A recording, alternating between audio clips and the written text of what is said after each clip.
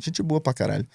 Mas quando o cara nasce em Brasília, eu imagino que seja um negócio assim, tu vai seguir esse caminho mais formal de vida aqui, é isso que a tua família quer e tu vai ser encaminhado isso aqui.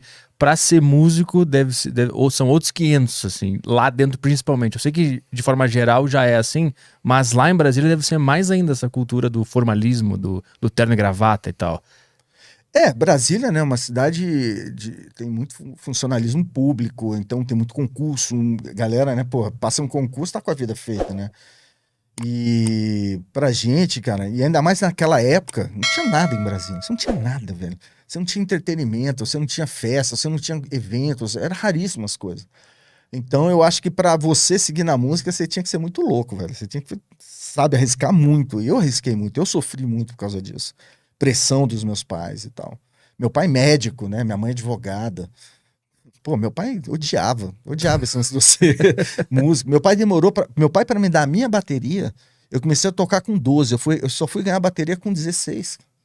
Eu enchi o saco, até que ele comprou a minha bateria. E aí tu tocava em casa? Aí a bateria foi pra minha casa, eu tinha minha bateria, e aí a gente ensaiava lá em casa. Porque era assim, a gente conseguia ficar um tempo ensaiando, tipo, na casa do Rodolfo. Aí sujava, né? Os pais ficavam putos. Eu falei, não, aí vinha pra minha casa, aí ficava um tempo na minha casa. Não, sujou, aí vai pra casa do outro. A gente ia assim, era nômade, né? E quando é que essa história que tu bateu lá e era o Rodolfo, tu tinha quantos anos? Eu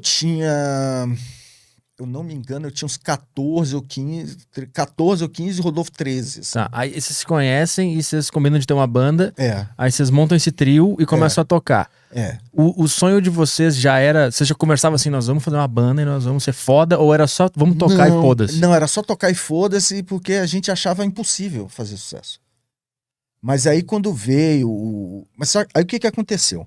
Aí beleza, aí a gente tocando essa bandinha, não sei o que, logo depois o Paulo Marchetti, que já foi da MTV, que ele faz o Efemérides do Rock no Instagram, não sei se você já viu, que fala um monte de curiosidades, é bem legal.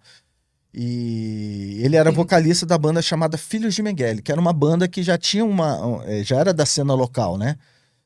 E então o baterista da banda saiu, o Paulinho saiu, o outro, chamava Paulo também, ele saiu da banda, e aí eu tava lá no Gilbertinho, né?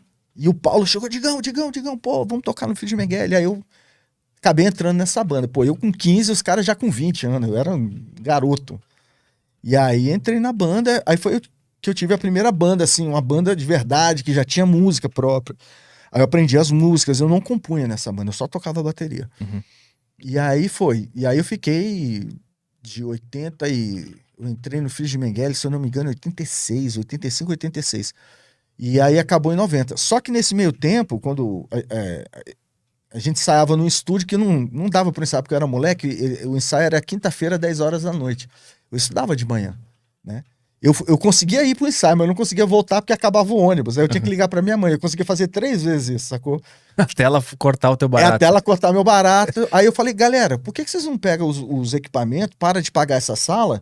Inclusive, eu fui essa semana lá nesse prédio que chama Edifício Rádio Center. Eu vi o story que tu fez. Pois é. E lá, antigamente, as bandas, sei lá, juntava 2, 3 bandas, alugava uma sala, botava os equipamentos e rachava os horários. Tipo assim, ó, segunda, quarta, sexta eu ensaio, terça, quinta e sábado a outra banda ensaia, entendeu? Uhum. E não tinha estúdio pra você alugar e ensaiar como tem hoje. Você vai, paga 2 horas de estúdio, toca. Não, hoje não tinha naquela época. Então tinha, cara, milhões de bandas ali. Era legal porque eu chegava, como eu tinha que sair cedo, eu falava pra minha mãe que ia dormir, 8 horas da manhã, eu vou dormir pra aula amanhã, beleza. Aí eu fechava a porta, pulava a janela e ó, eu as baquetas, o dinheiro pro ônibus e ia lá pro Rádio Center, né? Que ficava longe da minha casa.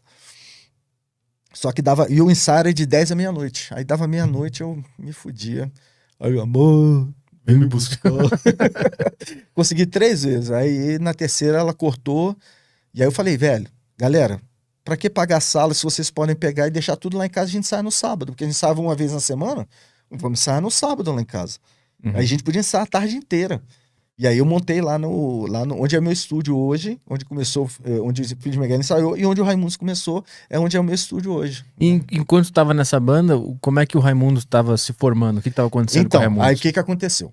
Aí o Fiz Miguel rolando, a gente fazia show, não sei o que. Aí de repente entrou numa época assim que começou a ficar, sabe, que deu. A banda tinha final de semana que eles não iam ensaiar, aí começou a me show, aí a gente começou a ter problema com o vocalista, né? Tipo assim, uma coisa meio estranha. E, porra, eu passava a semana inteira vagabundo, não estudava. Eu e o Rodolfo, né? Os dois. E aí a gente ficava lá, cara, tocando. A gente tinha um estúdio pra gente a semana inteira. E eu e o Rodolfo lá tirando Ramones. Aí a gente pegou o It's Alive, não, vamos tirar o It's Alive todo do Ramones. 1970, inclusive eu queria depois falar do It's Alive, que os fãs de Ramones vão ficar putos comigo, mas eu tenho que falar depois. Tá. Mas aí a gente era fã do It's Alive. A gente tocava as músicas na mesma sequência do It's Alive. A gente falava as mesmas coisas que o Joey falava, sabe? Uhum. E aí acabou. E foi nessa época que o Caniço entrou. E já tinha umas músicas, né, que o Telo fazia, que era o Palhas do Coqueiro, a ideia do Cajueiro, que era uma música que ele tinha escutado não sei aonde e fez uma versão punk rock, e que o Filhos de Miguel não quis, porque o Filhos de Miguel era uma banda panfletária, era uma banda que era de protesto e tal. Tu tentou levar um pouco desse DNA dos Raimundos pra essa banda? Então, quem começou foi o contrário. O Telo que começou com esse DNA dessa coisa engraçada, de dar risada, e ele tentou pôr no Filho de Miguel. Só que os caras não aceitaram, não quiseram. E eu e o Rodolfo, a gente gostou muito disso. E aí a gente herdou essas músicas, né? Foi Palhas do Coqueiro e o Cajueiro. E aí depois o Rodolfo veio, aí eu e o Rodolfo, a gente estava lá em casa tocando bateria, dando risada e tocando forró. Tum, tá, tum, tá, tum. Aí o Rodolfo cantando, né? Quando eu andava no Riacho da Pedreira. Aí daqui a pouco, velho, quando eu andava no Riacho da Pedreira, vendendo peixinho. Caralho, velho, olha. Não, pera aí, pegou a guitarra. Caralho, é 3 notas também, sacou? São 3 notas, é punk rock isso aqui. Caralho. E aí ficou do caralho, velho. Aí, porra, aí pegamos a minha prima, pegamos o Riacho da Pedreira, pegamos o Seu Vavá, pegamos não sei o quê. Aí quando a gente viu, já tava rolando um setzinho, já tinha, né, várias músicas. E aí foi, aí um amigo nosso que fazia cursinho com a gente falou, porra, vocês tinham que montar uma banda, cara, que chamava Raimundos, né, porque parece Ramones, pô, Raimundos. Quem deu o nome foi o Hélio Gralha, né, o apelido dele. E aí ele deu a ideia do nome, né? E ele ia cantar, o Hélio, né? Aí a gente foi fazer um ensaio com ele. Só que aí, brother, na hora do ensaio, quando ele pegou o microfone, ele segurou o microfone assim, ó. E aí ele cantava assim.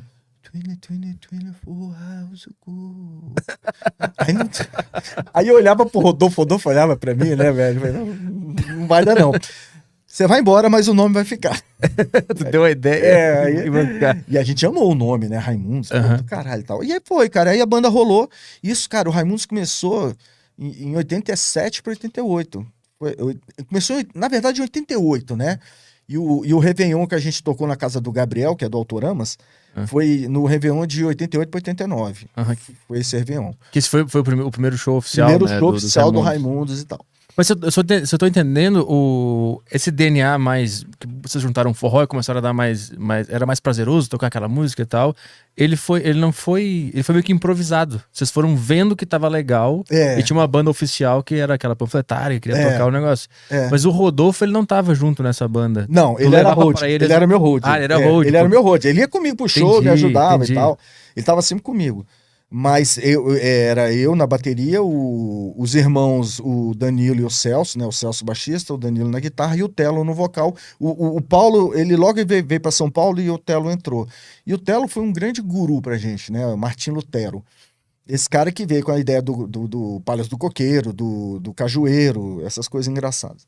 Foi ali que a gente... E o Telo ensinou muita coisa pra gente. E o Rodolfo, a gente vivia... O Telo morava lá em casa, ficava um mês morando na minha casa. Eu era muito vagabundo, velho. Eu não queria ir pra escola, eu não ia saber disso. Eu queria só tocar, velho. Tocar, e fumar maconha, e andar de bicicleta, e ficar pensando merda, ficar pensando coisa, inventando coisa. Então, quando os instrumentos davam sopa no meio dos ensaios, durante a semana, vocês iam pra lá e começavam a improvisar e brincar. Aí vocês viram, puta, isso aqui é foda. Isso aqui é muito mais legal. A gente se divertiu muito mais com isso. E foi quando a gente começou a fazer showzinho em Brasília, show pequeno. Aí fez o da casa do Gabriel, depois fez no Bom Demais, depois fez não sei aonde. Aí fomos indo. E aí, o primeiro show dos Raimundos, que foi nessa virada do ano, vocês tocam, vocês tocam músicas próprias e vocês percebem que, puta, tem algo acontecendo aqui, a galera gostou. Sim. Como é que vocês sentiram que tinha alguma coisa ali? Então, a gente não tinha muita música, né? A gente tinha 5 músicas só. Aí a gente tocava e depois tocava Ramones. Uhum. Aí tocava o It's Alive. Então, e ali a gente percebia que a galera curtia muito. E uma coisa que a gente percebia muito é na hora que a gente cantava as nossas músicas, você vê a galera olhando assim e fala: caralho, os caras rindo, caralho, olha que bom, sabe? Aquela reação legal. Uhum. Então, foi ali que eu vi que, cara, tinha alguma coisa. A gente achou que ia acontecer nos anos 80, ali no final dos anos 80. Mas não, foi quando chegou ali perto dos anos 90, brother, o rock acabou, assim, só sobrou Engenheiros do Havaí. Uhum. Todas as bandas, nem Legião fazia mais show, Plebe Rude acabou o rock, né? O rock brasileiro, ele tinha meio que... Foi quando veio o sertanejo e a...